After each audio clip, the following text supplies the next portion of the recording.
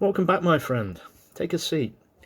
Today I wish to tell you about the evil and ugly water hag. Generally, a hag is a sinister, evil old woman that is found throughout many folklore tales up and down the country, and they very much remain in a collective zeitgeist. Old hag syndrome, for example, has been a term used to describe what is now widely accepted to be sleep paralysis, where many people report waking up to find an elderly, hideous woman rigidly placed on their chest, making it impossible to move.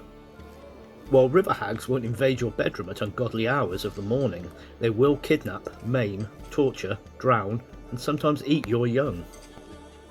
As their name implies, river hags have the distinction of being tied to the particular stretch of water that they inhabit, or close to it at least.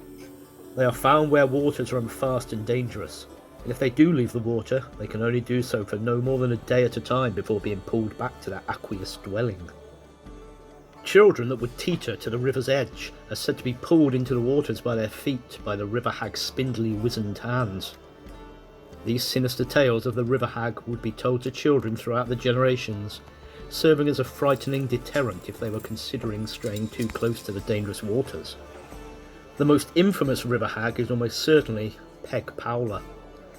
Peg's tangled, long green hair doesn't look too dissimilar to weeds, a perfect camouflage no doubt, and her overall menacing appearance is only complemented by her deep, glowing, red, hateful eyes.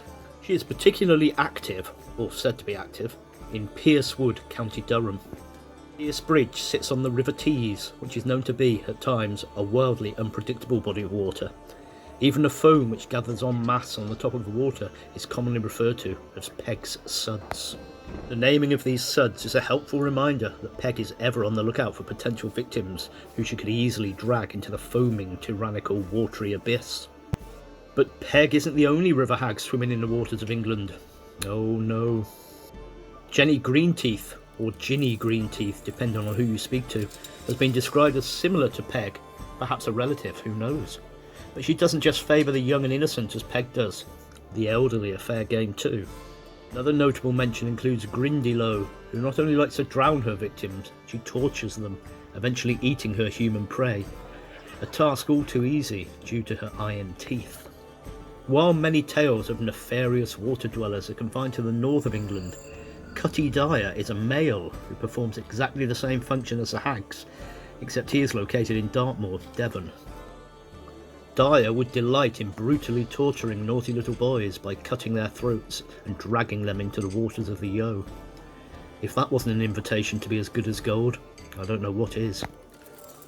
Although sometimes the story goes that river hags are almost identical to mottled, bloated corpses, complete with skin slippage for that extra terrifying effect, one thing the stories do tend to agree on is that all these river hags haven't all that much in the way of looks going for them. Many a child has been threatened with the tale of Peg as a cunning way to keep them from the dangers of the waters of the Tees. Even the bravest of juveniles surely wouldn't risk the yarn being real. Would they?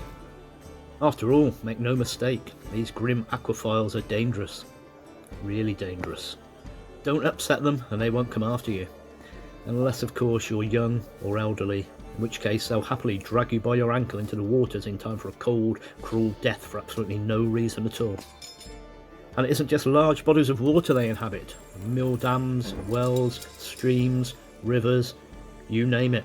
Chances are there's a river hag lurking within it. Don't say you weren't warned. And there ends my tale of the water hags. I hope you enjoyed it, and if you did, please subscribe, like, and leave a comment below. So farewell, my friend. Have a safe journey home.